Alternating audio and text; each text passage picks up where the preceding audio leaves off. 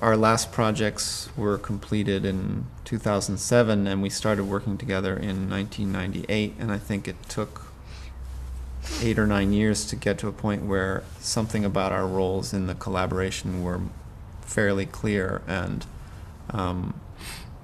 we worked something out in a way. I've always had an interest in certain kinds of photography. I mean, I'd see that would be my starting point, and whether it's from the Russian Revolution or the FSA in the U.S. and that kind of socially committed documentary photography, and the issues around that were a big kind of focal point for me in my undergraduate education.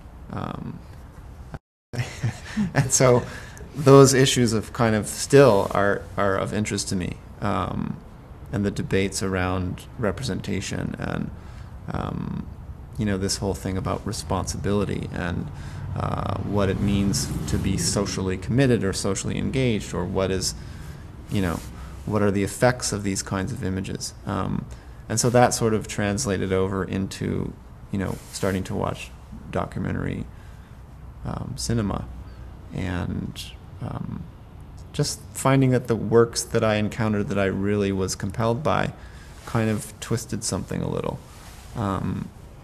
in an interesting kind of suggestive way. I come more from a film video background, and I was always interested in work that told a story that I didn't really know anything about, but just had some kind of twist to it, that rather than sort of telling me this is the fact and this is what happened, it told me, okay, this is what happened, and it also told me something else that asked some sort of larger, maybe philosophical question about whatever the story was, and just opened it up a little bit or a lot beyond straight journalism. And and I like talking to journalists, and I like the sort of the pursuit of a story, and I find talking with people like that to be really engaging, and I'm compelled by it. But the things that I would like to produce do that and something else.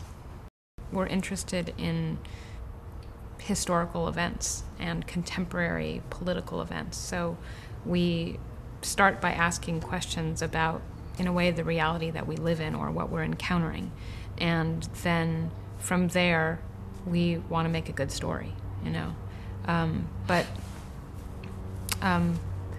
yeah, I think for a long time we've started with a document, a photograph, a place, a building, and then told a story about that and what we learned about that thing that exists in the world. But when we went to Syria in 2005, we went asking questions about the Bush Doctrine and about the idea of preemption and how that affects people's emotional state and psychological state in a country that's a place that's very, very far from the United States. And we as Americans were curious how that policy comes to bear on people there. And so we read a lot of material, read a lot of journal, kind of academic documents, and then just any sort of article we could find on LexisNexis about the doctrine of preemption.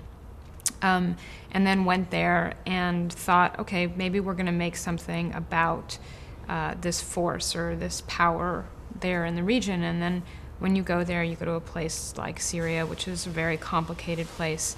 You realize that that's one force there, but there's many other things going on as well. And all those things come to interact with this policy and then change it. Very much maybe like our experience of going there and what happened to the project. And so then the direction that the project takes is, not totally different, because where we start is still something that, a starting point for our questions, but then it opens up to other things that we learn there.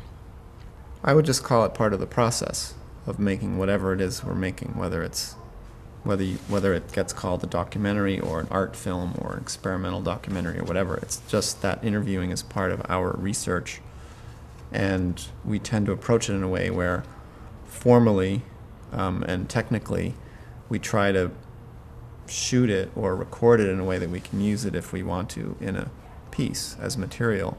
But we never have sort of said, you know, there's never been a definitive kind of intent to do that. Like, we're going to make a piece out of all these interviews. Or it's sort of like we use the interviews as an entry and as a kind of resource. And it was really out of the interviews that we did with, 12 people in Damascus that this piece, We Will Live to See These Things, kind of developed. And then more specifically, a totally different piece that we also made at that time, Not a Matter of If But When, also drew heavily from these interviews. And in a way, we conducted these interviews and found ourselves feeling like, well, this is all very interesting, but it's there's something about the interview format and the way that information is kind of exchanged in that format that we wanted to shift away from. So we used we thought about what people had been saying in response to our questions, which all had, in one way or another, to do with envisioning a future. And sort of took those responses and our questions into a completely different mode of working, which was with a young actor, performer, to construct a series of monologues that, in a way, say very similar things to what was being said in the interviews, or very closely related things, but in a completely different mode that's much more grounded in fantasy. Fantastical narrative and like affect, like feeling and tone and gesture and wordplay, and just very different from what you would see in most interviews, unless it's an exceptionally interesting interview. Yeah. But in our work, often something in the last piece propels us. Like with anyone, it's not just us, like everyone, there's going to be something that they're still interested in that leads them to the next thing. So when we did this process of screening in front of audiences and, people would ask us questions, many questions were asked about the girls' Quran school. And it provoked, a lot of really knee-jerk responses.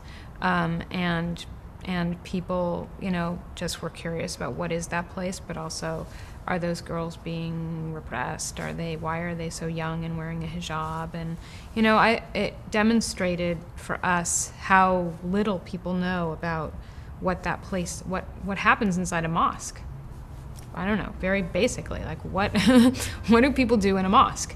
And so that led us back to that segment of the last piece, and we realized, okay, we only spent a couple weeks there before, but it would be interesting to spend a lot more time there and really be able to learn about what is the process of learning the Quran, and what do these girls think about it, and what is the process of learning faith.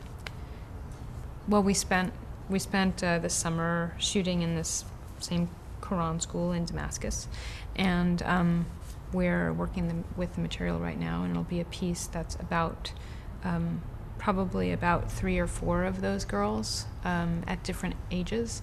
So we're looking at 12 to 13-year-old girls, and then probably someone 19, 20 years old, and then maybe 30-year-old, and looking at how this sort of process of memorizing a text, which teaches you a way of being and acting in the world and believing, how does that manifest in a person, and how does it sort of grow and take hold? But I think we're also very interested in the specificities of the language in the Quran, which is a really sort of complicated, nuanced thing, and has been, just, I think the issue of language and what we can do with it has been something that's present in our work from the beginning.